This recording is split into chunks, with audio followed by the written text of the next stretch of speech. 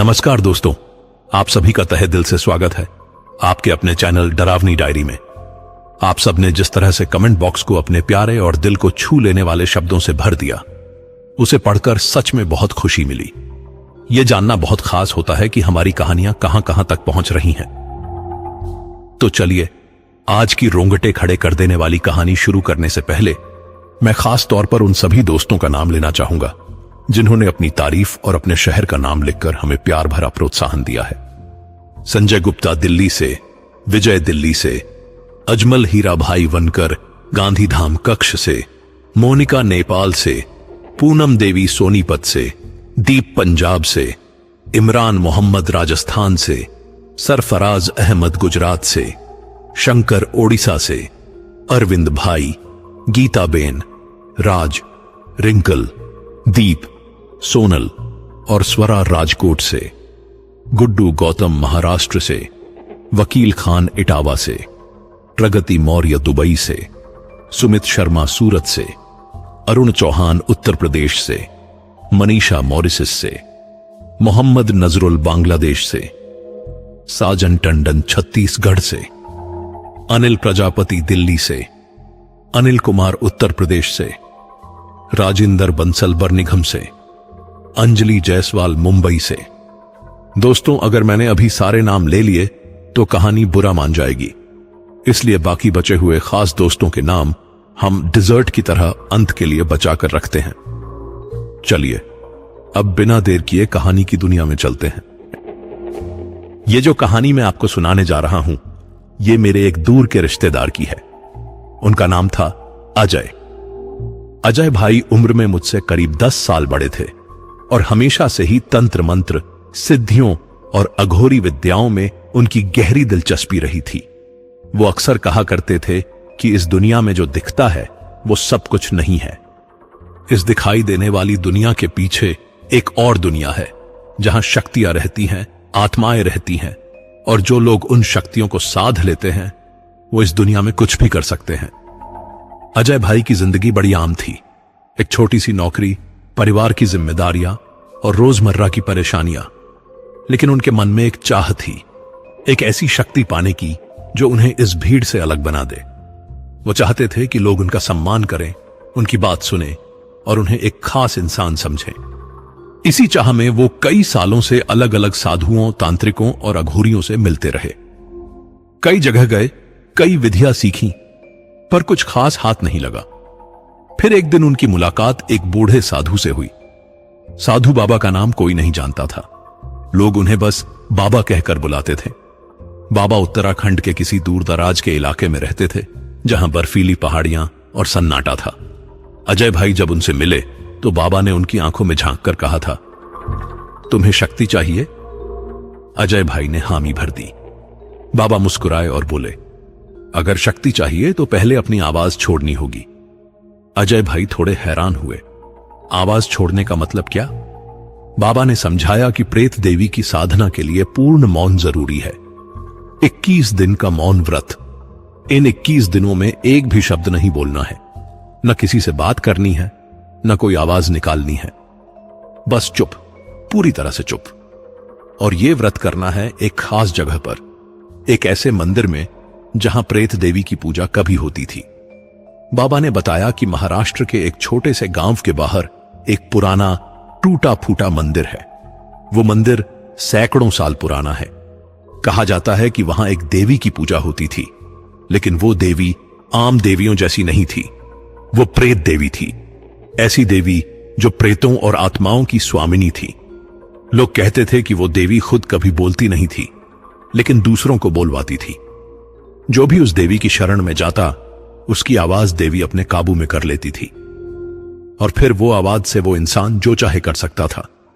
किसी का भूत भविष्य बता सकता था, किसी की मनोकामना पूरी कर सकता था, या किसी का नुकसान भी कर सकता था। अजय भाई को यह सब सुनकर थोड़ा डर लगा, लेकिन लालच और भी ज्यादा था। उन्होंने बाबा से पूछा, बाबा, अगर मैं ये व्रत पूरा कर लूं तो मुझे क्या मिलेगा? बाबा ने जवाब दिया, तुम्हें वो शक्ति मिलेगी जो तुम चाहते हो। लोग तुम्हारी बात सुनेंगे, तुम्हारा सम्मान करेंगे, तुम किसी का भी भूत भविष्य जान पाओगे, लेकिन याद रखना, इस शक्ति की कीमत भी है। एक बार तुम इस रास्ते पर चल पड़े तो वापस नहीं आ सकते।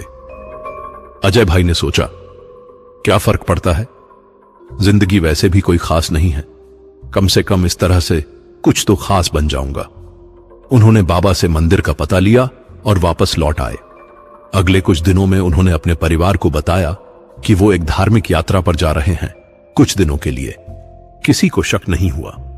अजय भाई ने एक बैग में जरूरी सामान भरा, कुछ कपड़े, एक कंबल, दियासलाई, कुछ खाने का सामान और एक छोटी सी डायरी जिसमें बाबा ने कुछ मंत्र लिख कर दिए थे। एक सुबह जब सूरज अभी पूरी तरह से नहीं निकला था, अजय भाई उस गांव की तरफ चल पड़े। गांव का नाम था कालीवाड़ी, एक छोटा सा भुला बिसरा गांव जहां बस कुछ 100 लोग रहते थे।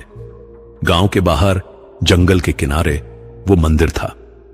रास्ता बड़ा मुश्किल था, पतली सी पगडंडी जो घने पेड़ों के बीच से गुजरती थी। दोपहर तक अजय भाई गांव पहुंच गए। गांव वालों से उन्होंने मंदिर के बारे में पूछा। एक बूढ़े आदमी ने डरी हुई निगाहों से उनकी तरफ देखा और कहा, बेटा, वहां मत जाओ, वो जगह शुभ नहीं है, वहां कोई नहीं जाता। कहते हैं कि जो भी वहां रुकता है वो वापस नहीं आता, या फिर आता है तो पागल होकर। लेकिन अजय भाई ने उनकी बात को हवा में उड़ा दिया। उन्होंने सोचा, लोग डरते हैं क्योंकि उन्हें समझ नहीं आता। मैं अलग हूं, मुझे बाबा ने सब बताया है। शाम होने से पहले अजय भाई उस मंदिर के सामने खड़े थे। मंदिर बिल्कुल वैसा ही था जैसा बाबा ने बताया था।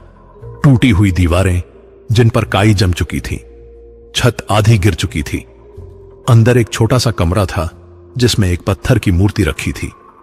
मूर्ति का चेहरा टूटा हुआ था, बस आंखें साफ दिख रही थीं।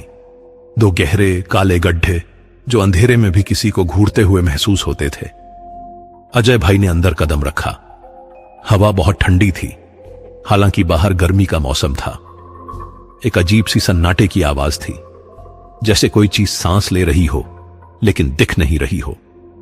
उन्होंने अपना सामान एक कोने में रखा, दरवाजे के पास एक दिया जलाया और बीच में बैठ गए।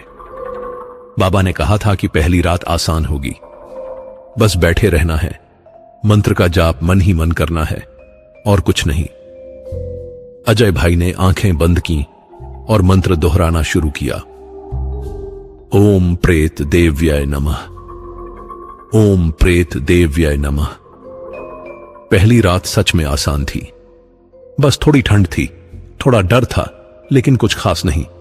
सुबह जब सूरज की किरणें मंदिर के अंदर आईं, तो अजय भाई को थोड़ी राहत मिली। उन्होंने सोचा, बस एक रात गुजर गई, अब 20 और। दूसरी रात थोड़ी भारी थी।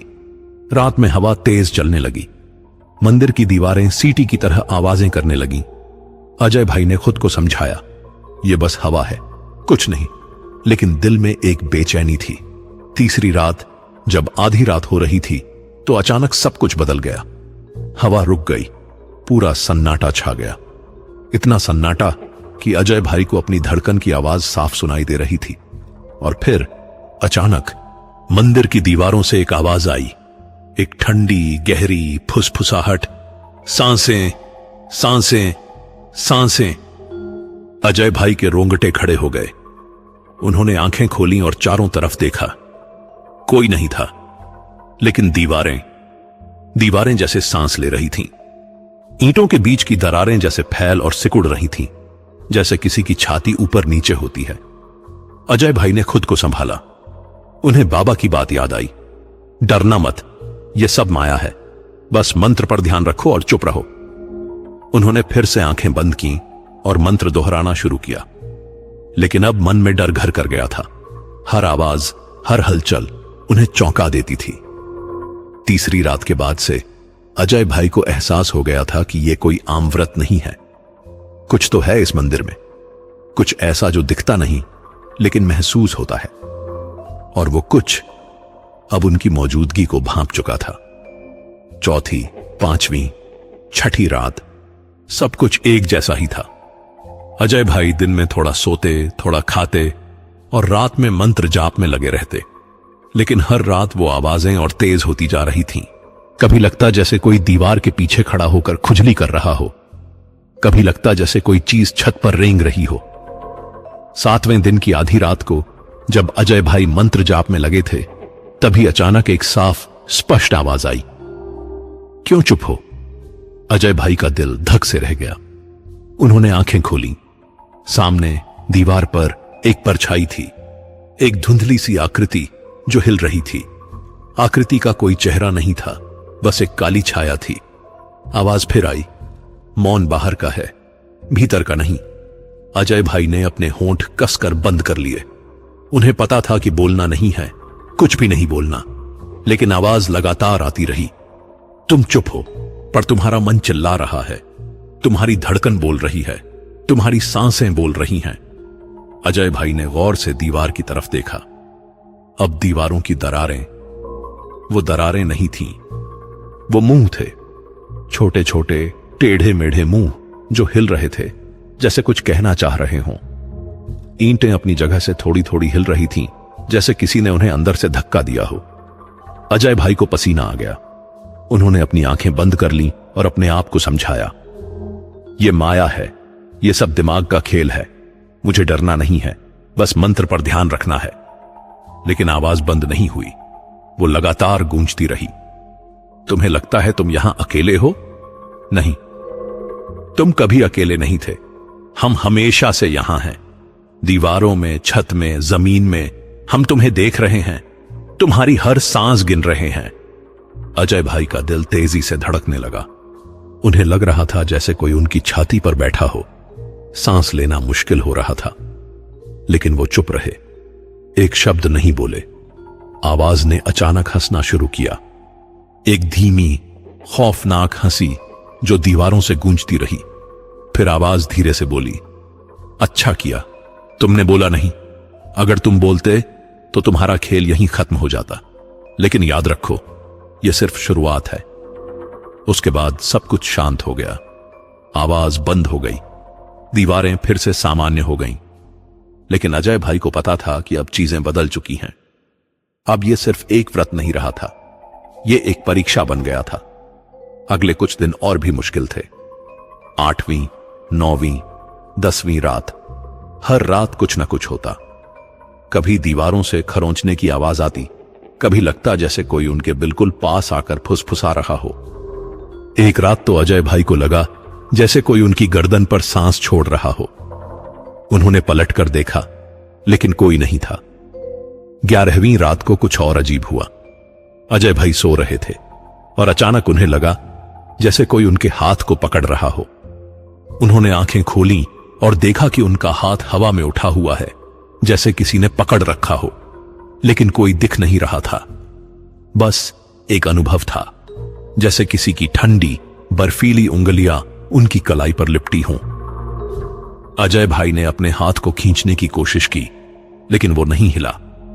कुछ सेकंड्स तक वो ऐसे ही रहे, फिर अचानक हाथ छूट गया और नीचे गिर गया। अजय भाई का दिल बुरी तरह से धड़क रहा था।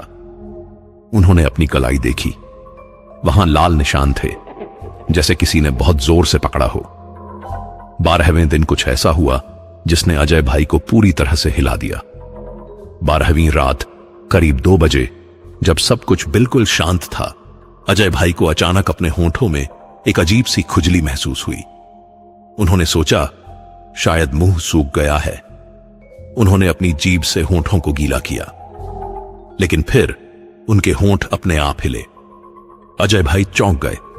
उन्होंने अपने हाथों से अपने मुंह को पकड़ लिया, लेकिन होंठ फिर से हिले और इस बार उनके मुंह से एक आवाज निकली, मैं यहां हूं।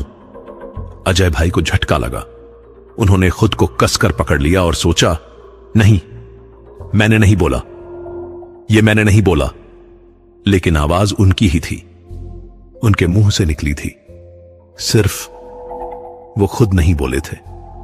दीवारों से फिर से हंसी आई, वही धीमी, खौफनाक हंसी। देखा, तुम्हारी देह अब तुम्हारी नहीं रही। तुम सोचते हो तुम चुप हो, लेकिन हम तुम्हें बोलवा सकते हैं, जब चाहें, जैसे चाहें। अजय भाई पसीने से लथपथ हो गए। उनके हाथ कांप रहे थे। उन्होंने अपने मुंह को और कसकर बंद किया, लेकिन फिर उनके होंठ अपने आप खुले और फिर से बोले, आदेश दो। अजय भाई भीतर से चिल्ला रहे थे, नहीं रुको, ये मैं नहीं बोल रहा। लेकिन बाहर से उनकी आवाज शांत, ठंडी और नियंत्रित थी, जैसे कोई और उनके मुंह का इस्तेमाल कर रहा हो। दीवारों से आवाज आई, अच्छा तुम समझ गए, तुम्हारी देह अब हमारी है, तुम उसमें रह सकते हो, सोच सकते हो, महसूस कर सकते हो, लेकिन बोलना वो अब हमारे हाथ में है। अजय भाई के हाथ अपने आप उठे। उन्होंने खुद को रोकने की कोशिश की, लेकिन हाथ नहीं रुके। हाथों ने हवा में कुछ इशारे किए, जैसे कोई मंत्र कर रहा हो। फिर हाथ धीरे धीरे नीचे आए और जमीन पर टिक गए। अजय भाई भीतर से रो रहे थे। उन्हें समझ आ गया था कि वो एक जाल में फंस गए हैं, लेकिन अब कोई रास्ता नहीं था। बाबा ने कहा था, एक बार शुरू कर दिया तो पीछे नहीं हट सकते। अगर वो अब बोलते या व्रत तोड़ देते तो न जाने क्या हो जाता। अगले कुछ दिन और भी भयानक थे। अब रोज दिन में या रात में अजय भाई की देह अपने आप काम करने लगती।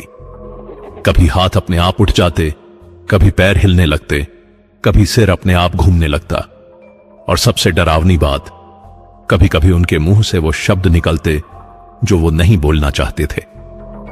एक बार 15वीं रात को अजय भाई के मुंह से अचानक एक गाना निकला, एक पुराना भूला बिसरा भजन जो उन्होंने बचपन में सुना था।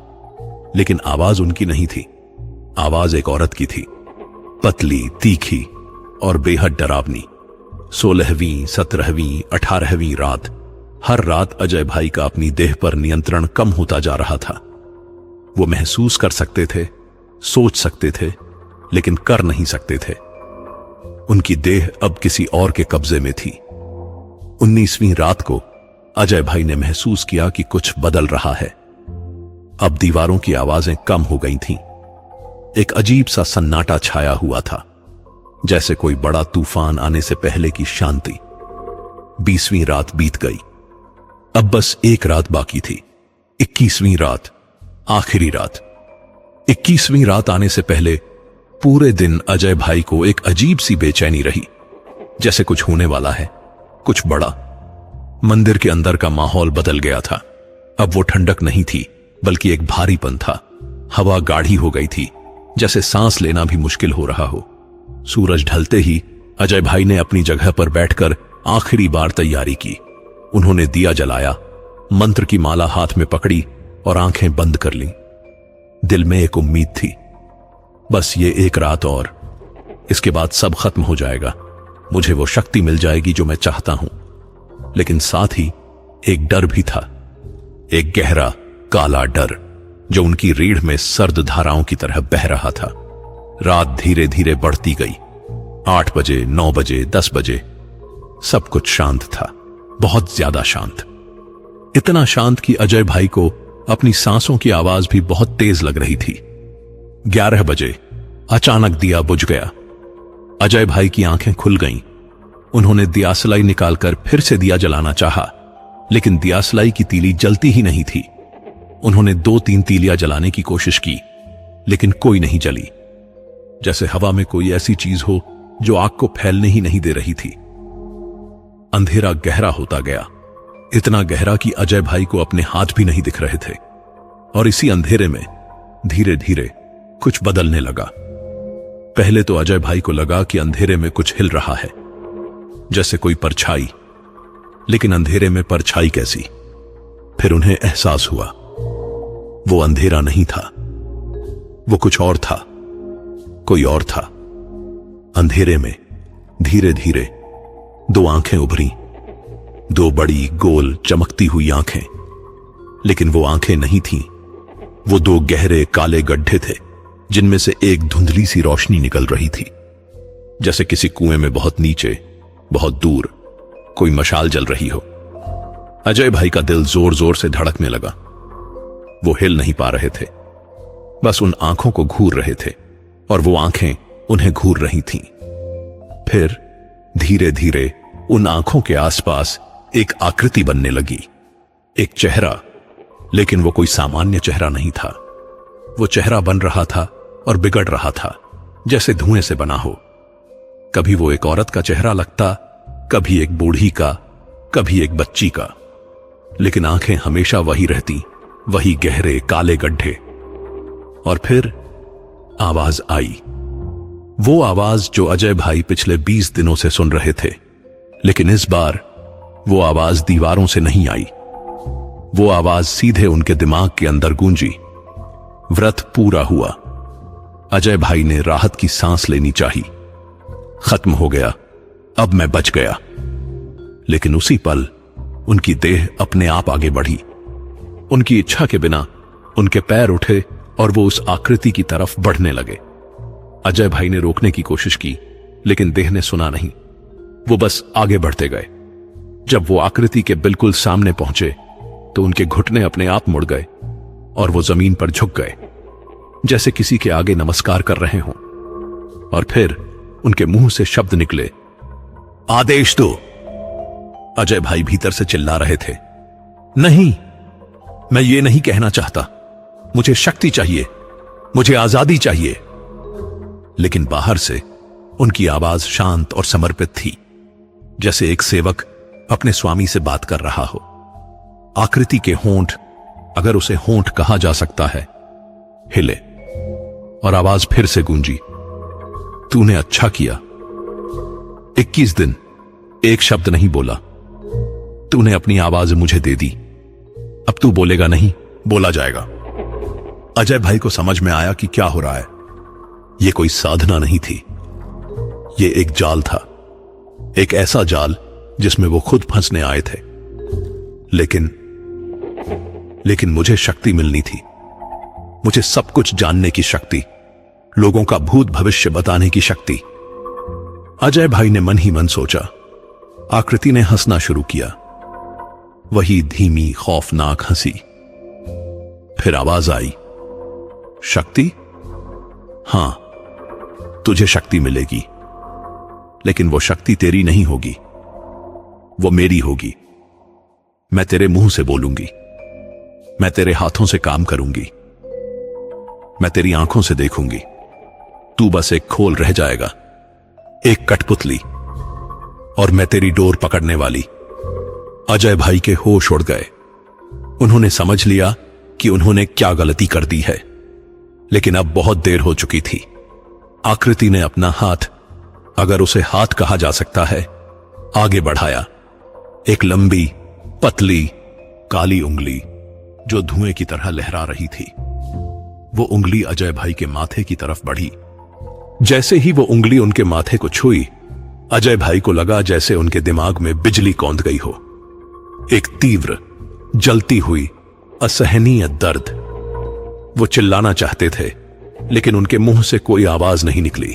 और फिर अचानक सब कुछ शांत हो गया। दर्द गायब हो गया, अंधेरा हट गया। अजय भाई ने आंखें खोली। वो अभी भी मंदिर में थे। दिया जल रहा था। बाहर से सुबह की पहली रोशनी आ रही थी। सब कुछ सामान्य लग रहा था, जैसे कुछ हुआ ही नहीं। अजय भाई ने अपने आप को टटोला। वो ठीक थे, कोई चोट नहीं, कोई निशान नहीं। लेकिन कुछ बदल गया था। वो महसूस कर सकते थे। उन्होंने अपने मुंह को खोलने की कोशिश की। होंठ हिले, लेकिन कोई आवाज नहीं निकली। उन्होंने फिर कोशिश की, फिर भी कुछ नहीं। और तभी उनके कानों में एक फुसफुसाहट आई, अब तू नहीं बोलेगा, मैं बोलूंगी। अजय भाई को एहसास हुआ कि वो आवाज उनके भीतर से आ रही थी, जैसे कोई उनके दिमाग में बैठा हो। व्रत पूरा हो चुका था, लेकिन असली खेल अब शुरू होने वाला था। सुबह करीब 8 बजे गांव के कुछ लोग मंदिर की तरफ आए। वो रोज सुबह इधर से गुजरते थे, खेतों की तरफ जाते हुए। आज उन्होंने देखा कि मंदिर के बाहर पत्थर की सीढ़ियों पर एक आदमी बैठा है। वो आदमी अजय भाई थे। वो बिल्कुल शांत बैठे थे। आंखें खुली थीं, लेकिन टकटकी किसी एक जगह पर थी, जैसे किसी चीज को घूर रहे हों। चेहरे पर कोई भाव नहीं था, न खुशी, न दुख, न डर, बस एक खाली, सूना चेहरा। गांव के एक बुजुर्ग रामू काका, जो बरसों से इस गांव में रहते थे, उन्होंने अजय भाई को देखा और रुक गए। उन्हें कुछ अजीब लगा। वो धीरे से पास गए और पूछा, अरे भाई, तुम ठीक हो? इतनी सुबह यहां क्या कर रहे हो? अजय भाई ने कोई जवाब नहीं दिया, बस बैठे रहे, आंखें खुली पर जैसे सुन नहीं रहे हों। रामू काका ने थोड़ा और करीब जाकर उनके कंधे पर हाथ रखा। भाई, सुनाई दे रहा है? और तभी अजय भाई के होंठ हिले, लेकिन आवाज उनके मुंह से नहीं आई। आवाज आई मंदिर की दीवार से, एक धीमी मगर साफ आवाज। वह सुन रहा है। रामू काका चौंक गए। उन्होंने इधर उधर देखा, कोई नहीं था। फिर उन्होंने अजय भाई की तरफ देखा। अजय भाई की आंखों में कोई हलचल नहीं थी, लेकिन उनके होंठों पर एक मुस्कान थी, एक अजीब डरावनी मुस्कान, जैसे वो मुस्कान उनकी अपनी नहीं बल्कि किसी और की हो। रामू काका को डर लगने लगा। वो पीछे हटे और बाकी लोगों को बुलाया। अरे यहां आओ, कुछ गड़बड़ है। 3-4 और लोग आए। उन सब ने मिलकर अजय भाई से बात करने की कोशिश की, लेकिन अजय भाई ने कोई जवाब नहीं दिया, बस चुपचाप बैठे रहे। फिर एक औरत, जो गांव की बड़ी बूढ़ियों में से एक थी, उसने कहा, अरे ये तो वही है, ये वो आदमी है जो 20 दिन पहले यहां आया था। मैंने इसे मंदिर में जाते देखा था। मैंने तो इसे रोका भी था, पर यह नहीं माना। सब लोग चिंतित हो गए। उन्होंने अजय भाई को उठाने की कोशिश की, लेकिन अजय भाई नहीं उठे, बस बैठे रहे जैसे पत्थर की मूर्ति हो। फिर एक आदमी ने कहा, चलो इन्हें गांव में ले चलते हैं, वहां डॉक्टर को दिखाएंगे। उन्होंने अजय भाई को सहारा देकर उठाया। इस बार अजय भाई खड़े हो गए, लेकिन जैसे उनकी देह में कोई जान नहीं हो। वो चलने लगे, लेकिन कदम ऐसे थे जैसे कोई रोबोट चल रहा हो। जब वो लोग अजय भाई को गांव की तरफ ले जा रहे थे, तभी अचानक अजय भाई रुक गए। उनके होंठ हिले और इस बार आवाज उन्हीं के मुंह से निकली, मुझे वापस ले जाओ। लेकिन वो आवाज अजय भाई की नहीं थी, वो एक औरत की आवाज थी, पतली, तीखी और बहुत पुरानी, जैसे कोई बूढ़ी औरत बोल रही हो। सब लोग सकते में आ गए। रामू काका ने पूछा, ये क्या हो रहा है? अजय भाई की आंखें अचानक उन पर टिक गईं और फिर उनके मुंह से शब्द निकले, लेकिन अजय भाई कुछ नहीं बोल रहे थे, जैसे कोई और उनके मुंह का इस्तेमाल कर रहा हो। रामू, तुम्हारी मां का नाम सीता था। वो तुम्हें बचपन में मुन्ना बुलाती थी। वो अपने बाएं पैर में लंगड़ाती थी और उसने मरने से पहले तुमसे कहा था, मेरी चिता में तुलसी के पत्ते डालना, लेकिन तुमने नहीं डाले, तुम भूल गए। रामू काका का चेहरा सफेद पड़ गया। ये सब बातें सच थीं, लेकिन ये बातें तो किसी को पता नहीं थीं। उनकी मां को मरे 50 साल हो गए थे। ये आदमी उस समय पैदा भी नहीं हुआ था। फिर इसे कैसे पता? अजय भाई या जो भी उनके अंदर था मुस्कुराए। फिर उन्होंने दूसरे आदमी की तरफ देखा। और तू, गोपाल, तूने पिछले महीने अपने पड़ोसी के खेत की मेड़ तोड़ी थी। रात में, जब कोई नहीं देख रहा था। तूने सोचा कोई नहीं जानता, लेकिन मैं जानती हूं, मैं सब जानती हूं। गोपाल का मुंह खुला का खुला रह गया। उसने सच में ऐसा किया था, लेकिन किसी को बताया नहीं था। एक एक करके अजय भाई के मुंह से नहीं, उनके भीतर की उस चीज के मुंह से सबके राज, सबकी छुपी हुई बातें बाहर आने लगी। कुछ ही देर में पूरा गांव इकट्ठा हो गया। लोग डरे हुए थे, हैरान थे और साथ ही थोड़े आकर्षित भी। किसी ने कहा, यह कोई सिद्ध पुरुष है, इसे सब कुछ पता है। किसी ने कहा, नहीं, यह कोई भूत प्रेत का खेल है। लेकिन सबकी निगाहें अजय भाई पर टिकी थीं। और अजय भाई, वो बस खड़े थे, चेहरे पर वही खाली भाव, आंखों में कोई चमक नहीं, जैसे वो सिर्फ एक माध्यम हो, एक खोल जिसके अंदर कोई और रह रहा हो। धीरे धीरे खबर फैलने लगी। पहले पास के गांवों में, फिर शहरों में लोग आने लगे। कुछ अपनी परेशानियां लेकर, कुछ अपने सवाल लेकर, कुछ सिर्फ देखने के लिए। और हर बार जब कोई सामने आता तो अजय भाई या उनके अंदर बैठी प्रेत देवी उनके बारे में सब कुछ बता देती। उनका नाम, उनके परिवार के लोगों के नाम, उनके छुपे हुए राज, उनका भविष्य, सब कुछ। लोग हैरान थे। कुछ को लगा कि यह कोई चमत्कार है, कुछ को लगा कि यह कोई धोखा है। लेकिन जब सच सामने आता तो सबकी आंखें फटी की फटी रह जाती। महीने भर में अजय भाई एक मशहूर बाबा बन गए। लोग उन्हें ज्ञानी बाबा कहने लगे। उनके दर्शन के लिए लाइनें लगने लगीं, चढ़ावे आने लगे, लोग उनके पैर छूने लगे। लेकिन अजय भाई, वो सब कुछ देख रहे थे, महसूस कर रहे थे, लेकिन कुछ कर नहीं पा रहे थे। वो अपनी ही देह में कैद थे, जैसे किसी ने उन्हें एक पिंजरे में बंद कर दिया हो। वो सोच सकते थे, दर्द महसूस कर सकते थे, चिल्लाना चाहते थे, लेकिन बाहर से कुछ नहीं आता था। हर रोज जब कोई सामने आता तो प्रेत देवी उनके मुंह से बोलती, उनके हाथों से इशारे करती, उनकी आंखों से देखती, और अजय भाई बस एक दर्शक बनकर रह गए थे अपनी ही जिंदगी के। रात में जब सब सो जाते तो अजय भाई को वो आवाज सुनाई देती, देखा, तुझे शक्ति चाहिए थी ना, अब तू शक्तिशाली है। लोग तेरे पैर छू रहे हैं, तेरा नाम ले रहे हैं, तुझे खुश होना चाहिए। अजय भाई भीतर से रोते चिल्लाते, ये शक्ति नहीं है, ये कैद है, मुझे मेरी आवाज वापस दो, मुझे मेरी देह वापस दो। लेकिन आवाज सिर्फ हंसती, तूने खुद मुझे बुलाया था, तूने खुद अपनी आवाज मुझे दी थी, अब मैं तेरा हिस्सा हूं और तू मेरा। आज कई साल बीत गए हैं, अजय भाई अभी भी जिंदा हैं, अभी भी वही मंदिर के पास एक छोटी सी कुटिया में रहते हैं। लोग अभी भी उनके पास आते हैं। कुछ कम हो गए हैं, क्योंकि नई नई जगहों पर नए नए बाबा आ गए हैं। लेकिन जो आते हैं उन्हें अजय भाई नहीं, प्रेत देवी सब कुछ बता देती है।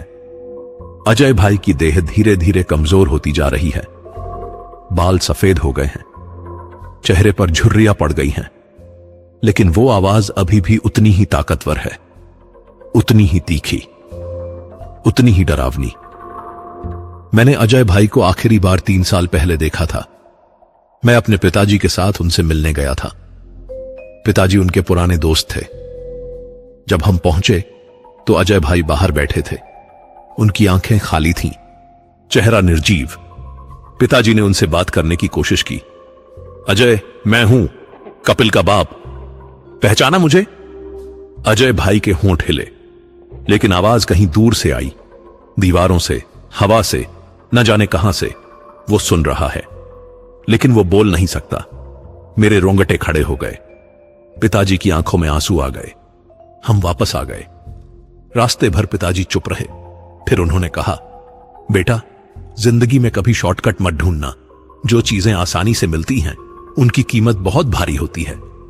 मैंने पूछा, पिताजी, क्या अजय अंकल कभी ठीक हो सकते हैं? पिताजी ने सिर हिलाया। नहीं बेटा, वो खुद एक सौदा कर बैठे और उस सौदे की शर्तें बहुत कठोर थीं। अब वो बस एक खोल हैं। उनकी आत्मा तो उसी दिन कैद हो गई जब उन्होंने उस व्रत को पूरा किया। अब हमारे खास दोस्तों के नाम।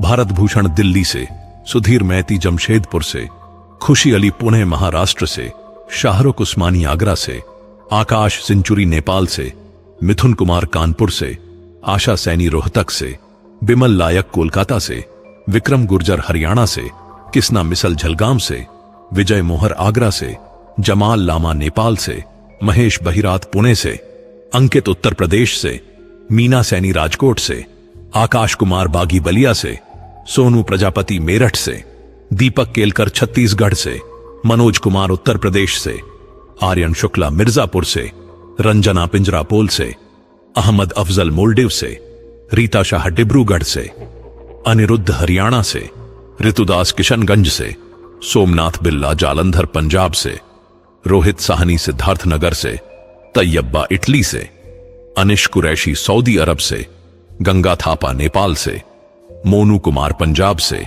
बिलाल अहमद जम्मू कश्मीर से, अभिजित विश्वास ओडिशा से, मानस रंजन ओडिशा से, प्रोतिमा पॉल मेघालय से, अशोक आर्य गाजियाबाद से, संतराम पाटिल सूरत से, अतुल शर्मा दिल्ली से, संगीता जोशी जूनागढ़ से, रेहान नेपाल से, इरफान हुसैन कुवैत से, राजेंद्र सोनी सुल्तानपुर से, अंजलि शर्मा उत्तर प्रदेश से, सुमन नेपाल से, विशेष उत्तर प्रदेश से, रिया कवर्धा छत्तीसगढ़ से, अमित गौतम दिल्ली से, शिव कुमार प्रयागराज से, शानोजी पटियाला से, दिनेश शर्मा चंडीगढ़ से, संतोष लाल कतर से, राधिका जी हरियाणा से, दिलशाद अली फिरोजाबाद से, आशा सैनी, सोनम सैनी और श्री सैनी रोहतक से, साकिब हुसैन झारखंड से, धूनु दास आसाम से, मुनाजा खान मारूफ से, शालिनी निगम दिल्ली से, सोफिया शेख मुजफ्फरनगर से, पवन कुमार सोनी राजस्थान से,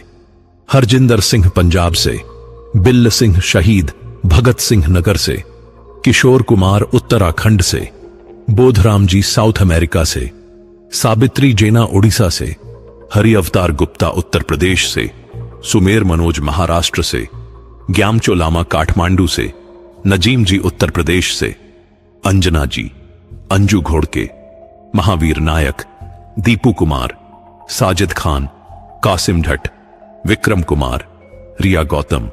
शुक्रिया आप सबका, और शुक्रिया उन खास दोस्तों का जिन्होंने अपना कीमती वक्त देकर कहानी को अंत तक सुना।